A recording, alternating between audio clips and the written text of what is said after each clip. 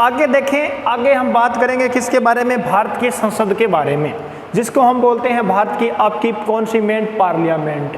Parliament जिसे व्यवस्थापिका के रूप में जाना जाता है, यानी संघीय शासन प्रणाली के बारे में हम बात करेंगे। यानी सबसे पहले यहाँ पर देखें संघीय शासन प्रणाली, यहाँ पर आपकी शुरू होती है कौन सी, संघीय शासन, और उसका नाम क्या है, प्रणाली। इसके अंदर क्या क्या आता है, नंबर 1 पर आता है आपका कौन सा, कार्यपालिका। कार्यपालिका के अलावा नंबर 2 पर कौन आता है, व्यवस्थापिका। व्यवस्थापिका के अलावा नंबर 3 पर कौन आता है, न्यायपालिका। न्यायपालिका। संघीय शासन प्रणाली के यदि क्रमों की बात करें तो क्रम आपके कितने, 3।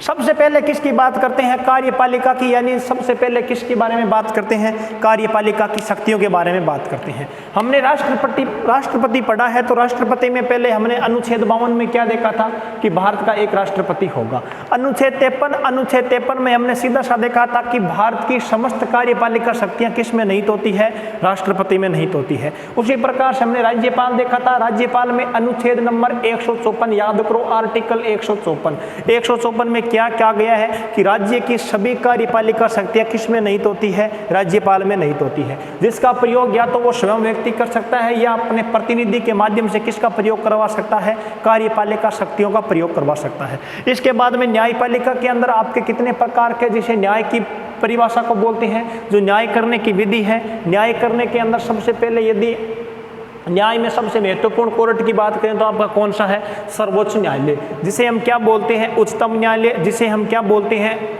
सर्वोच्च न्यायालय, जिसे हम क्या बोलते हैं, सुप्रीम कोर्ट बोलते हैं, जिसे हम क्या बोलते हैं, भारत की अदालत बोलते हैं। उन्हीं को क्या कहा जाता है, सुप्रीम कोर्ट कहा जाता है। सुप्रीम कोर्ट का मुख्य कौन होता है, मुख्य न्यायाधीश होता है, जिसे हम चीफ जस्टिस ऑफ इंडिया बोलते हैं। उसी प्रकार से ये तो था आपके भारत के संदर्भ में। यदि न्यायपालिका के संदर्भ में राजस्थान के बारे में सिद्धांत की बात करें तो सबसे पहले आपका महत्वपूर्ण कौन आता है, उच्चतम न्यायालय आता है, जिसे क्या बोला जाता है, उच्च न्यायालय आता है, जिसमें क्या होता है, आपका हाई कोर्ट होता है। हाई कोर्ट के बाद में आपका डिस्ट्रिक्ट मजिस्ट्रेट आता है, जिला न्यायालय आता है, जिला न्यायालय के अलावा आपका तहसील न्यायालय आता है, फिर आपका ग्राम पंचायत का न्यायालय आता है। ये आपके प्रमुख रूप से कितने न्यायालय, 5 न्यायालय। उसी प्रकार से व्यवस्थापिकाओं के क्रम के अंदर बात करें तो जिस प्रकार से आपका कौन आता है, व्यवस्थाओं को संभालने वाला, व्यवस्थाओं को पूर्ण रूप से लागू करने वाला, कानूनों का निर्माण करने वाला, ये क्या होती है, कार्यपालिका, व्यवस्थापिका और न्यायपालिका के संदर्भ में बात करी थी।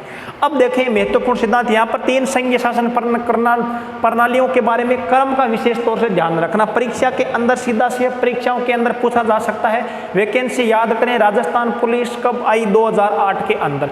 उसने यहाँ पर सीधा सा प्रश्न उठा करके पूछा था कि संघीय शासन प्रणाली का सही क्रम लिखें। विद्यार्थियों के बारे में इन 3 चीजों के बारे में ध्यान रखें।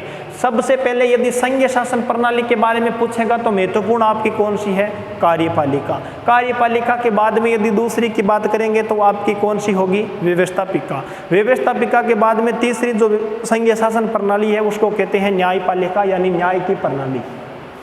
ठीक है, अब देखें एक महत्वपूर्ण जिसे क्या बोला जाता है, व्यवस्थापिका बोला जाता है। यानी यहां पर हम क्या पढ़ेंगे, व्यवस्थापिका। व्यवस्थापिका बोल सकते हैं, इसको हम क्या बोल सकते हैं, संसद बोल सकते हैं। ठीक है, ये तो थी आपकी कौन सी, व्यवस्थापिका। व्यवस्थापिका में संसद जिसे हम क्या बोलते हैं, इंग्लिश के अंदर आपका कौन सा होता है, पार्लियामेंट बोलते हैं। इनके अंदर आपके कितने सदन होते हैं, सदन की बात करते हैं। सदन आपके कितने हैं, सदन आपके 2 हैं। 2 सदनों की बात करें तो 1 नंबर पर आपका कौन सा है, 1 नंबर पर लोकसभा है। लोकसभा के अलावा नंबर 2 पर आपका कौन सा, राज्यसभा। यहाँ पर भी आपका आर्टिकल है अनुच्छेद 79, यानी आर्टिकल 79 किसका उल्लेख करता है, संसद का उल्लेख करता है। यहाँ पर आता है आर्टिकल 80, आर्टिकल 80 किसका उल्लेख करता है, राज्यसभा का। आर्टिकल 70 यानी 81 किसका उल्लेख करता है? लोकसभा का उल्लेख करता है। अनुच्छेद 80 का उल्लेख किसके अंदर है? तो हम कहेंगे राज्यसभा के अंदर है। अनुच्छेद 81 का उल्लेख किसके अंदर है? तो हम कहेंगे लोकसभा के अंदर है। सबसे महत्वपूर्ण सदन आपका कौन सा होता है? लोकसभा होता है। यहाँ पर तो ठीक थी, यहाँ पर उसके अलावा भी एक होता है और उसको हम क्या बोल सकते हैं? राष्ट्रपति बोलते हैं। यानी कौन सा? राष्ट्रपति। और राष्ट्रपति के बारे में यदि आर्टिकल की बात करते हैं, अनुच्छेद की बात करते हैं, तो राष्ट्रपति कौन से अनुच्छेद के अंदर आता है? अनुच्छेद 52 के अंदर आता है। राष्ट्रपति के अंदर यदि अनुच्छेदों में थोड़ा राष्ट्रपति के बारे में आ गए हैं तो थोड़ा बहुत जानकारी प्राप्त कर ही लेते हैं। अनुच्छेद 52 से लेकर के अनुच्छेद आपका कहाँ तक होता है? 62 तक होता है। किसके बारे में? राष्ट्रपति के बारे में। राष्ट्रपति के बारे में यदि उल्लेखों की बात करें तो राष्ट्रपति का उल्लेख किस प्रकार से होता है? अनुच्छेद 52 किसका उल्लेख करता है कि भारत के अंदर क्या होगा? एक राष्ट्रपति होगा। राष्ट्रपति का पद क्या होता है? राष्ट्रपति के पद की यदि बात करें, राष्ट्रपति के पद की परिभाषा की बात करें तो राष्ट्रपति का पद होता है वो संवैधानिक होता है, जिसे हम नाम मात्र का पद बोल सकते हैं।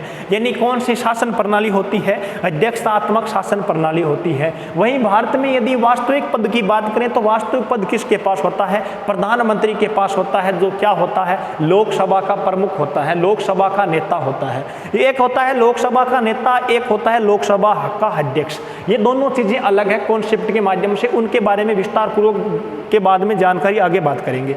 यहां पर तो ठीक था आपका कौन सा? राष्ट्रपति। अनुच्छेद 52 क्या कहता है कि भारत के अंदर क्या होगा? एक राष्ट्रपति होगा। अनुच्छेद 53 की बात करें तो क्या होता है? राष्ट्रपति की समस्त यानी भारत की समस्त कार्यपालिका शक्तियां किस में निहित होती है? राष्ट्रपति में निहित होती है। कार्यपालिका विधायिकीय शक्तियां, जिसका प्रयोग या तो वह स्वयं कर सकता है या अपने स्वविवेक के माध्यम से किसी से करवा सकता है। अनुच्छेद यहाँ पर 53 तो यहाँ पर कार्यपालिका शक्ति हो गई। 54 की बात करें तो 54 क्या कहता है? राष्ट्रपति का आपका चुनाव होता है। चुनाव के बाद में अनुच्छेद आपका 55 के अंदर क्या बोला जाता है? राष्ट्रपति का निर्वाचन किस प्रकार से होगा? यदि जब राष्ट्रपति चुनाव लड़ता है तो राष्ट्रपति का निर्वाचन कौन करता है? राष्ट्रपति के निर्वाचन के अंदर हम बात करेंगे तो राष्ट्रपति के निर्वाचन के अंदर जो सदन है, जो सदन में आपके कितने यानी कि जो सदन है, सदन के अंदर आपके कौन आते हैं? लोकसभा आती है और राज्यसभा आती है। इनके जो आपके मनोनीत सदस्य होते हैं, लोकसभा और राज्यसभा के अंदर मनोनीत और निर्वाचित सदस्य थे, उनके बारे में बात करें तो आप पढ़ते हैं 104वां संविधान संशोधन 2019। आंग्ल भारतीय को क्या कर दिया गया है? लोकसभा से हटा दिया गया है। आंग्ल भारतीय क्या होते थे? ये आपके लिए बहुत बड़ी और महत्वपूर्ण चीज़ है। आंग्ल भारतीयों के बारे में यदि बात करें तो आंग्ल भारतीयों की परिभाषा के बारे में बात करें तो आंग्ल भारतीय हम किसे बोलते थे? यानी जहाँ का एक जो माता कहाँ की हो? भारत की हो, पिता कहाँ का हो? विदेश का हो। पिता भारत आता है, शादी कर लेता है और जो बच्चे यानी जो संतान होती है और उनका जो वंश होता है उन्हीं को क्या कहा जाता है? आंग्ल भारतीय कहा जाता है। और उन्हीं को क्या कहा जाता है? आंग्ल भारतीय कहा जाता है। उनकी नियुक्ति कौन करता था? राष्ट्रपति नियुक्ति करता था। उसी प्रकार से आपके परीक्षा के अंदर प्रश्न पूछा जाए कि राष्ट्रपति के द्वारा कितने सदस्य मनोनीत किए जाते हैं, तो वर्तमान के अंदर आपके सदस्य कितने हैं? 12 है। यानी 12 सदस्य कहाँ से मनोनीत करता है? राज्यसभा में मनोनीत करता है। राज्यसभा से 12 सदस्य मनोनीत करता है, जो किसके अंदर हो? कला के अंदर, विज्ञान के अंदर, वाणिज्य के अंदर, समाज सेवा के अंदर, आदि के अंदर हो।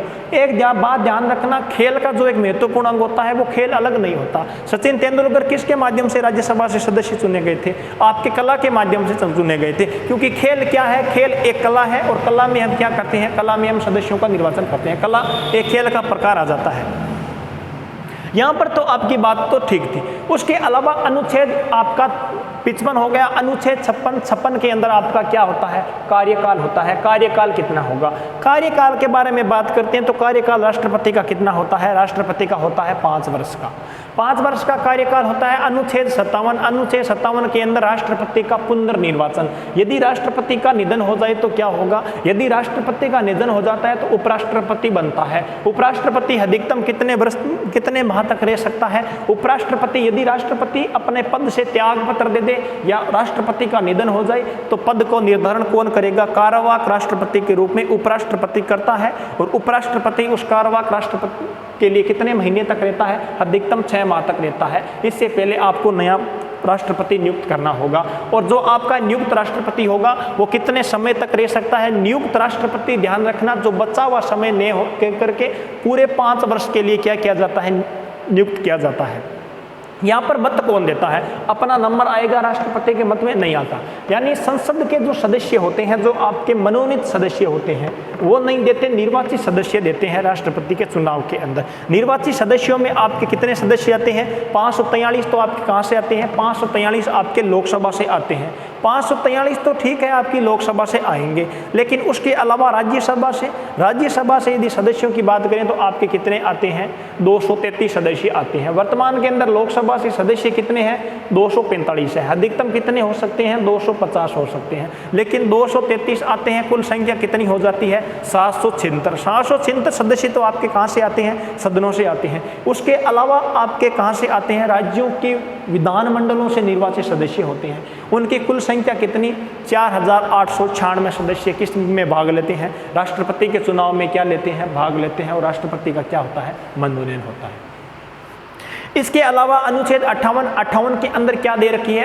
58 के अंदर आपकी क्या दे रखी है? योग्यता दे रखी है, यानी योग्यता का उल्लेख किया गया है अनुच्छेद 58 के अंदर। योग्यता के अंदर सबसे पहले यदि बात करें तो वो क्या होगा? वो भारत का नागरिक होगा, यानी भारत का नागरिकता उसके पास होनी चाहिए। इसके अलावा क्या होता है? वो उसकी जो एज है वो कितनी होनी चाहिए? लोकसभा के अंदर जो सदस्य होते हैं उनकी एज कितनी होनी चाहिए? 25 वर्ष पूर्ण कर चुका हो, या 25 वर्ष क्या हो न्यूनतम हो, या 25 वर्ष से क्या हो अधिक हो।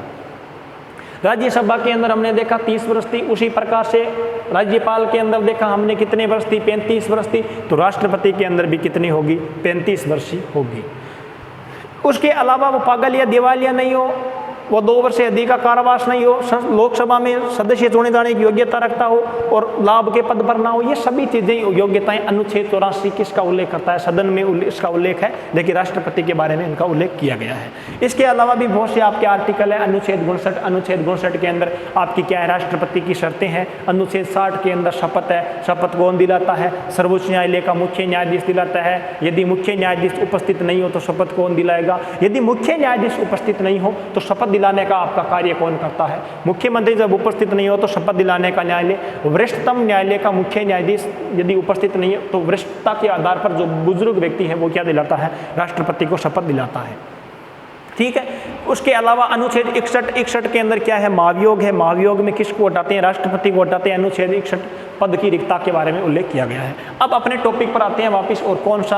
आपका राष्ट्रपति। राष्ट्रपति के बाद में आपके 2 सदन आते हैं।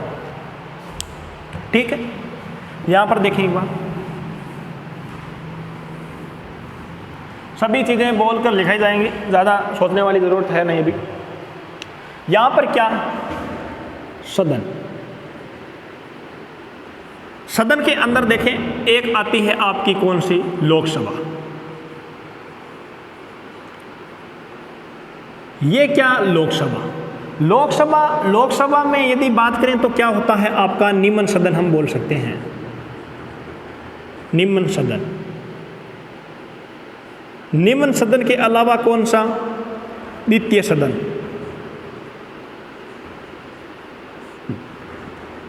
द्वितीय सदन के अलावा नंबर 3 में उसको क्या कहा जाता है? युवाओं का सदन। युवाओं के अलावा कौन सा? अस्थायी सदन। अस्थायी सदन। यहां पर आर्टिकल की बात करें तो आर्टिकल आपका कौन सा आता है? आर्टिकल आता है 8080। यहां पर बात करें आपके कौन सी? राज्यसभा के बारे में।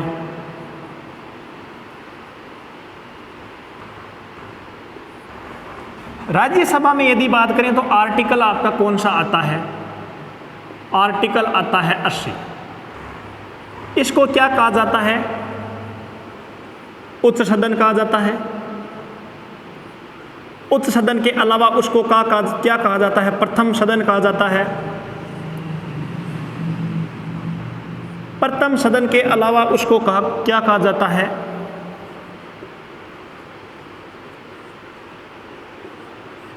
बुजुर्गों का सदन कहा जाता है, या अनुभवों का सदन बोल सकते हैं। अनुभवियों का क्या कहा जाता है, सदन कहा जाता है। इसके अलावा इसको क्या कहा जाता है, द्वितीय सदन युवाओं का। उसके अलावा इसको कहा जाता है स्थायी सदन, स्थायी सदन। ठीक है, अब देखें क्या होता है। सबसे पहले लोकसभा और उसके बाद में क्या, राज्यसभा। दोनों चीज़ें हमने देखी, इन दोनों चीज़ों को एक बार ध्यानपूर्वक पढ़ें। आर्टिकल की बात करें, आर्टिकल आपका कौन सा आता है, आर्टिकल आता है आपके राज्यसभा के अंदर कौन सा, 80 के अंदर। और लोकसभा के अंदर, लोकसभा को अस्थायी सदन क्यों कहा जाता है, लोकसभा का जो आपका कार्यकाल होता है वो कितना होता है, 5 वर्ष का होता है। प्रधानमंत्री लोकसभा का क्या होता है, प्रमुख होता है, प्रमुख होता है, यानी 5 साल के बाद में लोकसभा क्या होगी, भंग होगी, अर्थात लोकसभा में प्रधानमंत्री का क्या होता है, कार्यकाल पूर्ण हो जाता है। लेकिन राज्यसभा के अंदर ऐसा नहीं होता है। राज्यसभा के अंदर यदि कार्यकाल की बात करें तो राज्यसभा का कार्यकाल नहीं होकर के राज्यसभा के प्रत्येक सदस्य का कार्यकाल कितना होता है, 6 वर्ष का होता है। प्रति 2 वर्ष के बाद में कितने सदस्य मनोनीत त्याग पत्र दे देते हैं, आपके प्रत्येक 1/3 यानी 1/3 सदस्य क्या कर देते हैं, अपने पद से ग्रहण यानी त्याग पत्र दे देते हैं यहाँ पर। ठीक, इसके अलावा उसको क्या कहा जाता है, युवाओं का सदन। इधर आपके कौन से युवा नेता किसका प्रतिनिधित्व करते हैं, लोकसभा का। यहाँ पर देखें सीटों के बारे में, सीटों के आवंटन के बारे में, लोकसभा और राज्यसभा के बारे में।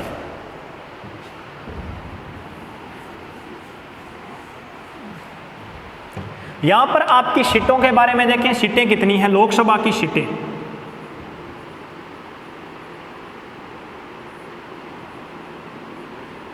लोकसभा की सीटें, सीटों के बारे में बात करते हैं। यहां पर सीटें एक तो है आपकी कितनी वर्तमान में, वर्तमान में ना हो तो आपके क्या होगी, अधिकतम।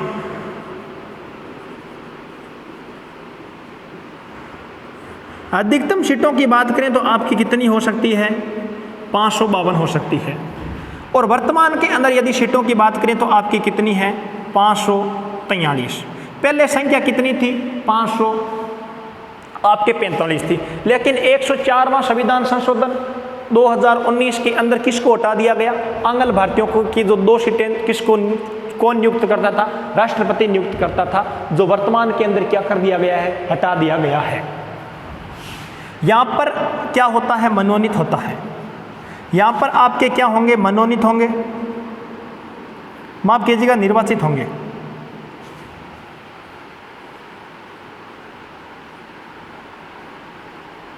निर्वाचित में यदि बात करें तो 20 सदस्य आपके कहाँ से निर्वाचित होते हैं, केंद्र से निर्वाचित होते हैं।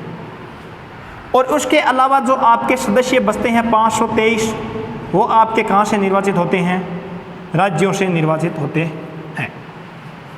अधिकतम में यदि देखें, अधिकतम के अंदर आपके जो सदस्य हैं 530 तो आपके कहाँ से, राज्यों से। और 530 के अलावा आपके जो 20 सदस्य हैं वो आपके कहाँ से, केंद्र से। कितने हुए, 530 + 20 कितने सदस्य, 550। बचे कितने, 2 सदस्य। 2 सदस्यों को कौन नियुक्त करता, जिनको हम क्या बोलते, आंग्ल भारतीय, एंग्लो इंडियन। एंग्लो इंडियन की बात करें तो संविधान संशोधन आता है 104वां संविधान संशोधन। और ये कब होता है, 2019 में। क्या किया गया, हटाया गया। जो आपके 2 सदस्य जो नियुक्त होते थे उनको 104वां संविधान संशोधन 2019 के अंदर क्या कर दिया गया है, हटा दिया गया है। ये तो थी आपकी किसके बारे में, राज्यसभा के बारे में। यहाँ लोकसभा के बारे में, यहाँ पर हम पढ़ेंगे कौन किसके बारे में, राज्यसभा के बारे में। राज्यसभा के बारे में देखें, अधिकतम कितने, 250।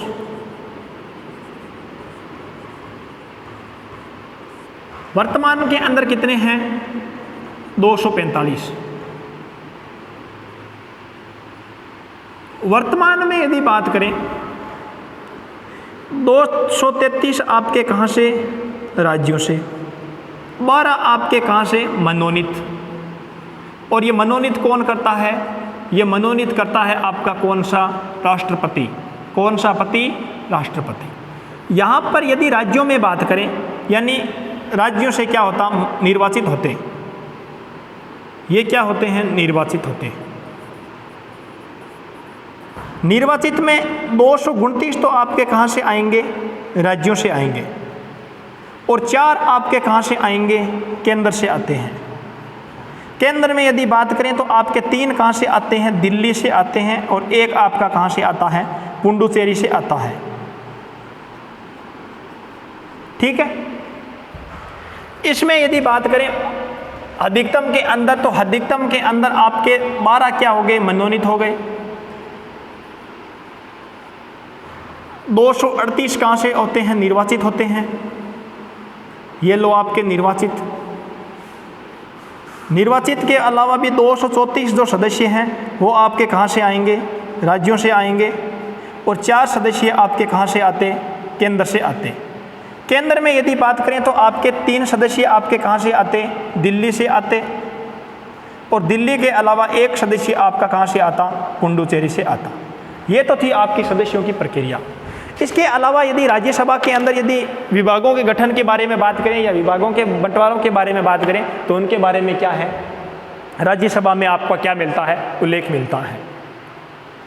इसके अलावा यदि आयु की बात करें, आयु सीमा के बारे में बात करें, क्या होती है, क्या नहीं होती है, प्रमुख कौन होता है। अब देखें, यदि लोकसभा के प्रमुख की हम बात करते हैं कि लोकसभा का प्रमुख कौन होता है, लोकसभा में जो बैठक होती है उसका संचालन कौन करता है। जब लोकसभा में यदि बैठकों के संचालन की बात करें तो लोकसभा में बैठकों का संचालन कौन करता है, आपका प्रमुख कौन होता है, लोकसभा अध्यक्ष होता है। लोकसभा अध्यक्ष क्या करता है, लोकसभा की प्रत्येक बैठकों को क्या करता है, संबोधित करता है, प्रत्येक बैठकों के अंदर भाग लेता है, बैठक को क्या कर सकता है, स्थगित कर सकता है। एक होता है सत्रावंशन और एक होता है स्थगन। स्थगित यानी एक समय के लिए, एक दिन के लिए स्थगन करने का अधिकार किसके पास होता है, लोकसभा के अंदर होता है। पूरे सत्र को स्थगित करने का अधिकार किसके पास होता है, राष्ट्रपति के पास होता है। राष्ट्रपति क्या करता है, सत्र को क्या कर देता है, स्थगित कर देता है। इसके अलावा एक बात करें आपके किसके बारे में, राज्यसभा के अध्यक्ष के बारे में। राज्यसभा का प्रतिनिधित्व कौन करता है, राज्यसभा के प्रतिनिधित्व में यदि बात करें तो राज्यसभा का जो प्रतिनिधित्व करता है उसका नाम होता है उपराष्ट्रपति। उपराष्ट्रपति राज्यसभा का क्या होता है, सभापति होता है, जिसे बोला जाता है पदेन सभापति। उपराष्ट्रपति के पद के बारे में, आर्टिकल के बारे में बात करें तो आर्टिकल कौन सा है उपराष्ट्रपति के बारे में, आर्टिकल है आपके 63। किसका उल्लेख करता है, उपराष्ट्रपति का क्या करता है, उल्लेख करता है। और उल्लेख के बारे में, उपराष्ट्रपति के बारे में क्या देता है, जानकारी देता है। यहाँ पर आपके लोकसभा अध्यक्ष में फिर से हम बात करते हैं। लोकसभा अध्यक्ष को क्या होता है, वोटिंग होती है क्या, यानी जो आपके लोकसभा में जो सदस्य जीत करके जाते हैं उन्हीं में से प्रोटोम स्पीकर के द्वारा क्या की जाती है, प्रोटोम स्पीकर के द्वारा लोकसभा अध्यक्ष की नियुक्ति की जाती है, जो लोकसभा के सदस्यों में से एक की। और वो सदस्य क्या करते हैं, लोकसभा सदस्य लोकसभा की प्रत्येक बैठक को क्या करते हैं, संबोधित करते हैं। प्रत्येक बैठक का क्या होते हैं, अभिन्न अंग होते हैं। यहाँ पर आपका राज्यसभा, राज्यसभा में आपका कौन सा राष्ट्रपति,